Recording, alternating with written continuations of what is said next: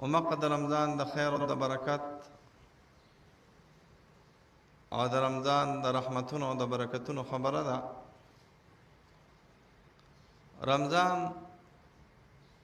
د انسان لپاره د خیر او د برکت ذریعہ علی ګرځي چې دا په سنت طریقه باندې وي.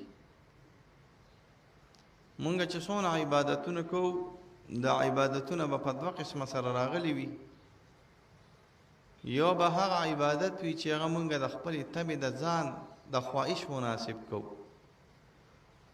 د خواهش مناسب چې عبادت کې نو دې کې نور کم وي او کله دا چرته بدعت طرف ته لاړ شي نو نور نه چې بیا په دې کې نه انسان ګناهګاریږي، الله ته ناراضه کیږي. بل به هغه عبادت وي چې مونږ عبادت کوو او مقصد هم په دې عبادت کې د الله رضا وي او مقصد هم په دې عبادت کې سنت طریقه د رسول الله صلی الله علیه وسلم. نو چې عبادت کې اخلاص پیدا شي دا د الله د رضا لپاره شي او په دې کې بیا سنت طریقه د رسول الله صلی الله علیه وسلم پیدا شي نو دې کې دو نور راجم شي. یو پکې نور د اخلاص وي او دویم نمبر نور د اتباع د تابعداري د محمد رسول الله صلی الله علیه وسلم. دا عمل ډیر بیا کامل عمل وي. دې سره انسان الله ته نږدې کیږي، دې سره انسان الله تعالی راضي کیږي. د آخرت خیرونه او برکتونه او د دنیا خیرونه برکتونه الله تعالی د انسان ته په دې عمل سره ورکوي. ما چې کوم حدیث تاسو دروان دی اولسته په دې کې به تاسو یو احتیاط کوئ. احتیاط دا دی چې دا سحری کول او پیشمنی کول دا سنت طریقه د رسول الله صلی الله علیه وسلم. اول خو تاسو کوشش کوئ چې تاسو اړو د رمضان په شپو کې اړو خوب نه کړئ. تاسو کوشش کوئ داسې چې اړو اوده نشئ. دا ټول کال اوده کېږي که نه نو دې کې موده کېږي. بل دا د رمضان په سحر کې خو سړی هر څه بند وي، دفترې بندې وي، اجري پکې کم وي، بازارونه بند دي. کوشش وکړئ چې د رمضان ټوله شپه تاسو وظایفو ته، عبادت ته، تلاوت ته، مراقبو ته دا وقف کې. کو ټوله شپه تاسو نشئ ورکولی او بیا اندله خوب درځي نو بیا کم از کم چې تاسو د اذان نه 2 غنټې مخکې پاڅئ. 2 غنټې مخکې. دا هغه سړی چې کارنده سړی وي، مزدورکار سړی وي، دروازه خوب نشي کولی، د سار پاسي خپل محنت مزدوري لوځي. خو خبره ده چې سړی خپل محنت مزدوري کوي، ماسپخین کې مازیګر کې د خوب موقع ته ملو نشي او دې څنګه تراویح وکړي نو د تراویح سره سیده د دې اوده کېږي. بیا د فضول وخت نه خرابوي. زمونه تقریبا ګنټه یو نیمه بلکې 3 پورې فضول خرابېږي.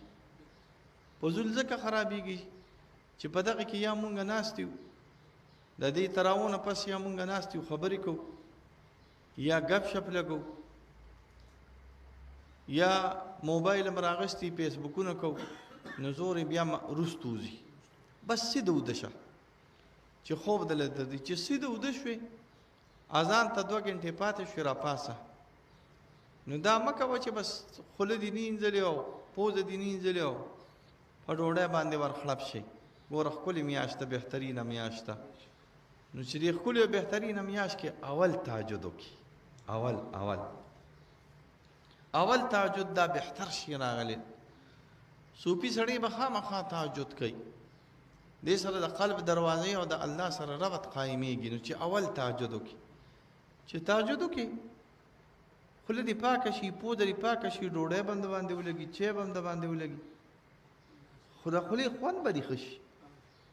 او چې ته راپاسې بانک ته په وخت پاتې یو بانک ته 20 منټه پاتې، اکثر خلک داسې کوي. اکثر بانک ته نیمه غنټه پاتې پاسه لکه او چې راپاسې کله یو دیکه کله بل دیکه او بس په چای او په پراټو باندې ونښلي، د خولې خوند یې هم خرابي. ټول ورځ بیا ګېډه کې فرقي ځکه چې د خولې هغه جراثیم خو د ګېډې ته لاړل که نه. نو بهتره دا ده کم از کم 2 یا چې 2 نو 1 غنټه مخکې خو پاسه که نه د اذان نه 1 غنټه مخکې پاسه.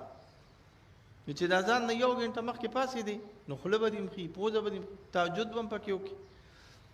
بل دا ده که چېرته سحري سړی نشي کولی، زه نشم کولی. زما دې ملګرو ته پته ده زه روژه ماتي کې څه نشم خوړی، زه صرف یو کجوره وخورم او اوبه راسره پرتې وي هغه وخورم.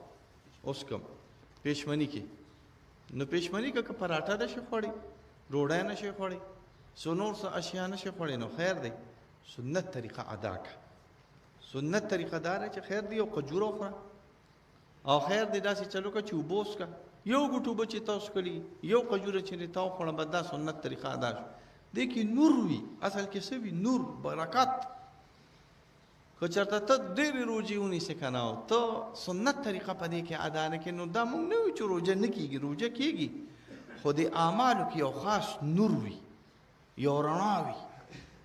د پیغمبر صلی الله علیه وسلم د تابعدارۍ د وجې نه دغه نور او رڼا دا په سنتو سره د انسان دماغو ته او د انسان د زړه ته منتقل کېږي. نو یو تاسو کوشش کوئ چې سحري کوئ، بل لږ احتیاط کوئ، داسې یو په وخت مخکې بندول کوئ. اوس خو دا خلک ډېر زیات هوښیار شو، ډېر هوښیار شو. زمونږ دړوان دی، مونږ هم کله ناکله په ماشوموالي کې لا دا کړي دي. او زه وایم چې اوس هم دا کم ساده بیک خلک چې اذان کېږي به دوی به په اوبو باندې ورغړپ کړي، داسې کوي او که نه کوي؟ کوي که نه؟ هلته به اذان کېږي او هلته به دوی اوبه څښي، هلته به اذان کېږي هلته به دوی اوبه څښي. لکه مسلمانه اذان چې کله وشو خو خبره لاړه ختمه شوه که نه، نو چې خبره ختمه شوه ته دغه وخت کې اوبه څښې، نو دغه وخت کې د روژه بیا نه کېږي. ګورې ښه، نو کم از کم د قلبي طهارت دپاره او کم از کم د تسکین قلب دپاره چې تاسو خامخا روژه په وخت مخکې بندوئ. بل مخکې مې درته ویلي دي کوشش وکړئ، دا 2 عشره ده او بس تقریبا نن خو چې 2 عشره شه 10 پکې لاړې، نو چې 10 پکې لاړې نو 20 روژې پاتې شوې. زه امتحان نه علمه، خیر دی، خو انشاءالله داسې کسان خو به ایه که نه چې ختم به م پکې اوسه پورې کړي وي. دا د مولا ختم نه یادومه، دغه زه په ختم کې نه حسابومه، دا چې د تراو دا ختمي دا ختم دی، خو زه قرآن شریف ختم یادوم چې داسې مخ ته نیولي او قرآن شریف ختم هم کړي وي. کړی هم دی؟ نه دی کړی او ویلی دی د قرآن شریف مولا پسې خو خیر دی، خو ځان له ختم وکړئ، ځان له په خپل تلاوت سره، په خپل تلاوت سره چې تاسو ختم وکړئ که نه، په خپل تلاوت سره دا ډېر ښه راغلی. ځکه دا د ملا صاحب ختم داسې ختم راغلی وي چې دې باندې بعضې اوقاتو کې دا ملا هم نه پوهېږي چې زه څه وایم. دا کم قاري چې لګی که نه، زه د دې ختم دا ما بل روژه تاسو ته ویلي، زه د دې ختم سخت خلاف یم. زه یې خلاف یم خو خانقاه کې هم کېږي، ځکه خانقاه کې هم ځکه کېږي چې چېرته ونکړو نو زموږ احباب او ملګري او دوستان کله نا کله بیا هغه خفه شي، نو زه خلاف یم. خو کوې په معنا د دې سره چې بس شاته ولاړ یو، زه خو هغه کمره کې ورته ولاړ یم، زما د مانځه ځای هغه دی او دوی ګړ ګړ ګړ ګړ ګړ ګړ ګړ ګړ ګړ ګړ ګړ ګړ ګړ ګړ ګړ ګړ ګړ ګړ شروع کړي. مونږ هم سره کینو په سم وی الا بلا بګردنی مولا، الا بګلا بګردنی مولا، ځکه شو خو مني خو څوک نه کنه.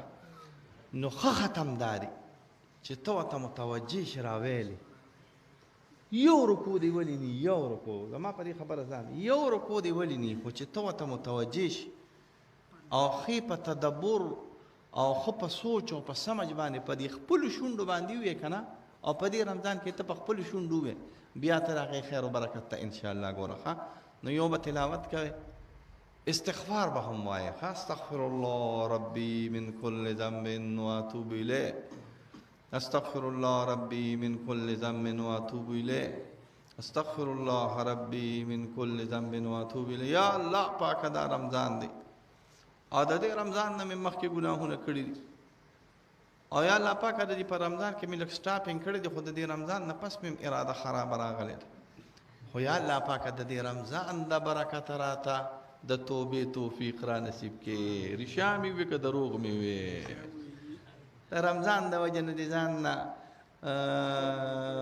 ځان نه کړکه چرګه جوړه کړې ده خو ما ته پته ده چې رمضان تیر شي نو پس دماغ وکړي دا نه جنجالات پراته دي چې الله پاک ته دا رمضان په خیر باندې تیر کړي.